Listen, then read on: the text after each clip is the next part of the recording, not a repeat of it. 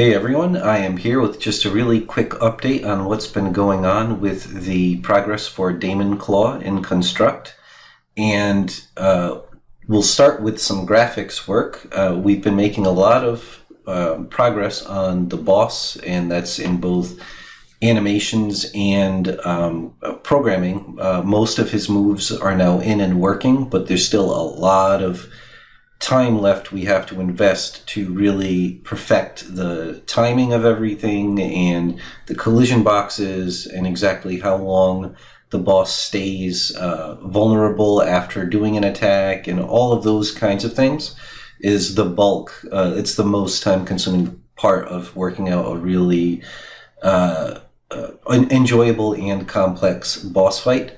But aside from that, and unfortunately we can't show you the art or the code for the boss fight yet, but I can show you some updates to the environment graphics that Corey made to the boss fight environment. So you could see this is how it looked probably in the last video you saw, and then he made some really nice improvements.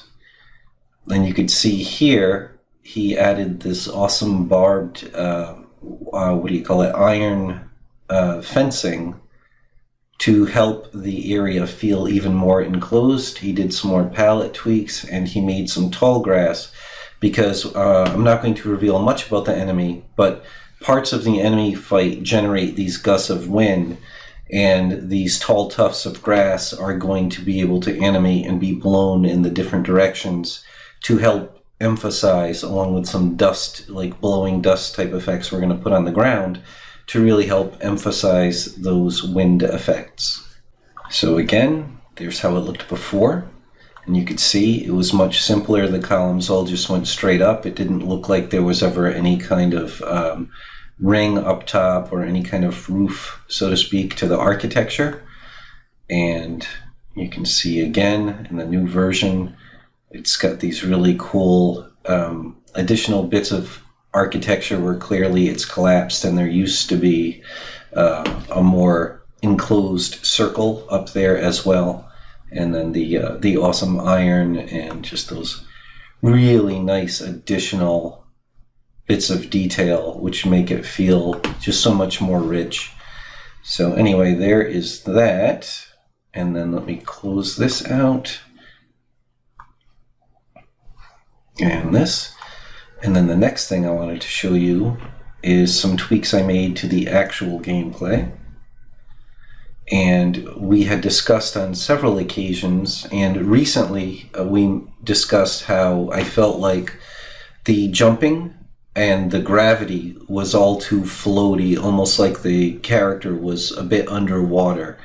And so I mentioned I really wanted to tweak that so that you jump up faster but then fall faster as well, so it had a more realistic and more sort of snappy fast action arcade feel instead of feeling too floaty. And it helps the character feel like he weighs as much as he should. And then the other thing I finally did was I tweaked the speed. I sped up the speed of his walk animation to much more accurately match the speed at which he moves when he's walking. So that looks a lot better too. So I'll just run level 1 and show you how that's looking. And hopefully you'll be able to tell the difference. If I can find some old footage of the old version of the game, I will splice that in at some point so you could really see what the difference is. So there's the new walking animation. Oops, I pressed the wrong button. There's the new walking animation speed. And if I just do a regular jump, you'll see how snappy that is. And then the super jump, he's in the air probably close to half as long for any given jump now. Maybe 2/3, something between 2/3 and half.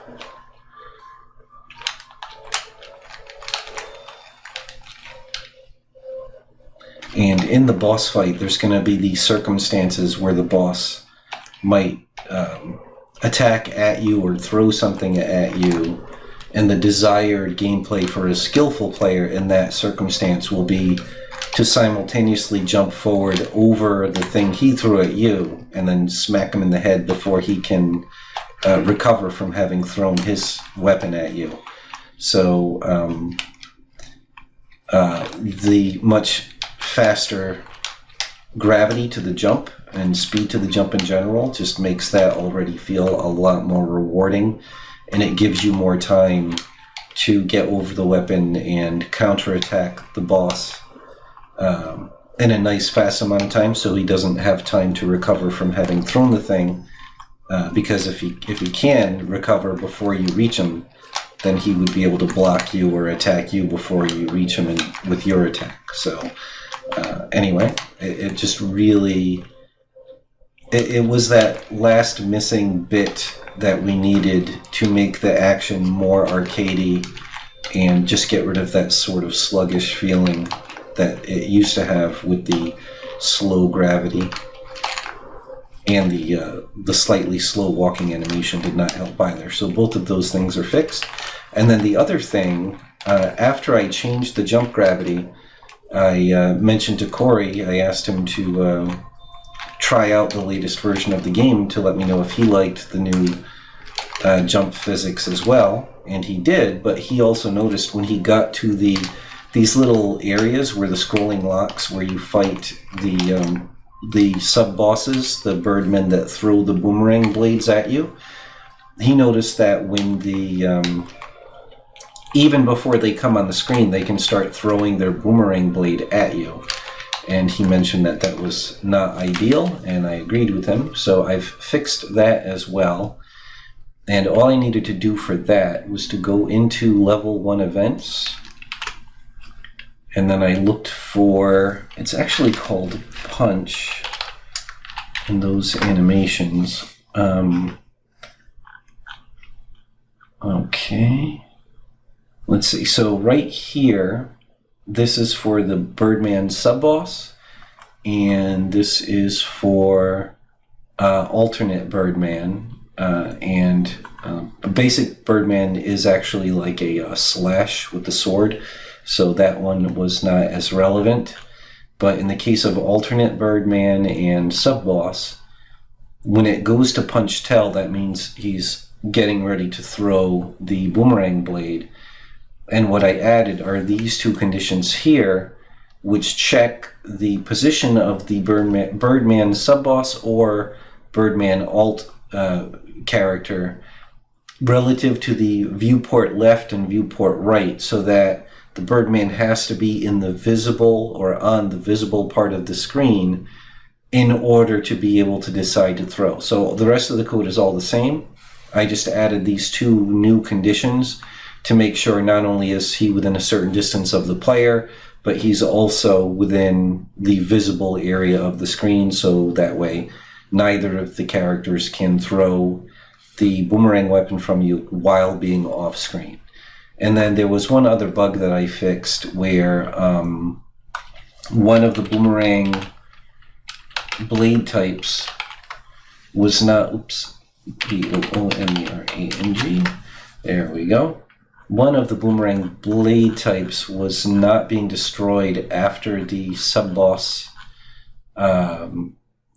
Once you beat both sub-bosses, if one of them had thrown a boomerang, while your sort of time is paused because the camera is scrolling back into the right position to give you back full scrolling so you can continue on with the level.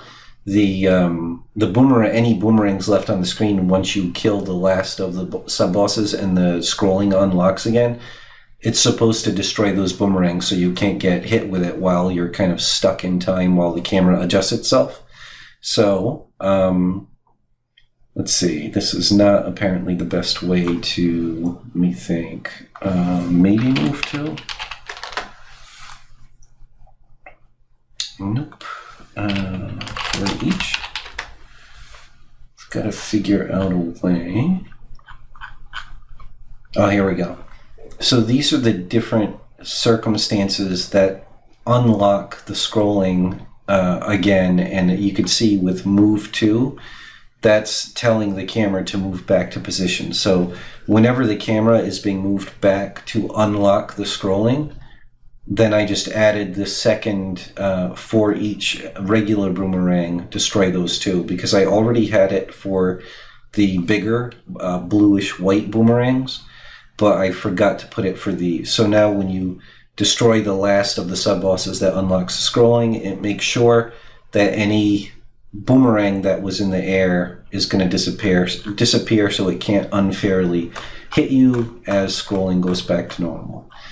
And that's really it for this update. I should also mention the other thing that Corey and I have done, there's nothing worth showing you yet because the art is still incredibly rough, but we had a meeting and we figured out the exact design and layout for the splash screen / main menu system. So the next full-length video of Construct work that you're going to see, most likely, unless we think of something else to do in the meantime, is going to be us starting to put in the actual final menu system design and main menu screen. And my current thinking, and this might change, but my current thinking is to actually program it so that the entire menu system is just a spriter file with a sequence of animations that play automatically depending on what you select. All the navigation, all of those would be animations to go from one menu selection to another, and then when you select one, and then that way we can, any kind of cool transition in and out or effect when you select something or deselect something, all of those things can just be spriter animations, so we could really animate everything however we want to, and then just by updating the spriter file, that'll update the menu system. And that'll be especially handy once we're done with this game. There's a very high likelihood we'll eventually end up using this very same code as a game engine to make other games. And if the whole menu system is based on a spriter file, then, you know, every game we want to have a very different look, a different aesthetic, a different feel. So because we won't have hard-coded the menu system, simply by changing out the spriter file, we can give it a completely different feel and look and movement to the whole. Sorry about that screensaver kicking in there. But anyway, it'll make it very easy to simply change the art and animations of the menu system, and it immediately just functions as though you had programmed it that way, even though you can have totally different transitions in and out, even a different number of menu options and stuff like that. You can all do that right inside Spriter. So probably, like I said, the next full-length video you'll see will be us implementing that, loading in a spriter file we will have made. I'll walk through and explain the spriter file and the different animations and stuff, and then we'll actually start adding the code to make the menu actually function, just again directly communicating with the spriter file, including click detection built with collision boxes built right into the spriter file. So anyway, that is it for all the current news. For anyone interested in Metro Siege, that's also going very well. That's not Construct related, but the programmer Alex that's working on that, he's hard at work. The level 1 boss fight for that is also very sophisticated, and he goes into 2 different modes. Like, you get his meter halfway down, he switches modes. So he's working on that, and, you know, all the different move sets and logic, AI basically for the 2 different modes. And in the meantime, the second environment, the second level, is looking really good, and we got some really cool effects on that we can't show anyone yet. And I just started working on the tile set for the third environment. And then the plan is, after we finish what's called the vertical slice, or the main menu screen is already done for Metro Siege. Level 1 is already done, except for the boss fight, which is being worked on. And level 2 is the environment is done, and the enemies are, like, the initial core enemy is about 90% done now, and we're working on another basic thug for that level. Yeah, so after that, once that's all done, the boss fight and the other thug for level 2, what I plan on doing is just sort of marathon speed developing and getting all the rest of the environments for the entire game in there, so that we'll create this entire world of the game that we could actually scroll through, and we could decide how long each level needs to be. We can start to populate it with the enemies we need, and it'll be kind of fun and cool to set the whole stage, to create the entire world, and then populate the world with the actual custom enemies per world with their own unique gameplay and logic. Sorry again about the screensaver. And then and then the cinematics, and then the sub bosses and bosses. So, but I think I'm gonna have a lot of fun approaching it that way, and just creating the whole world and then populating that world after the fact. But that is it for this update. I hope it was interesting. Thanks very much for watching. If you enjoy our content and want to keep up to date on our games, please leave a like and subscribe. Also, if you want to support our projects, consider becoming a patron. The link's in the description, and we'll see you soon.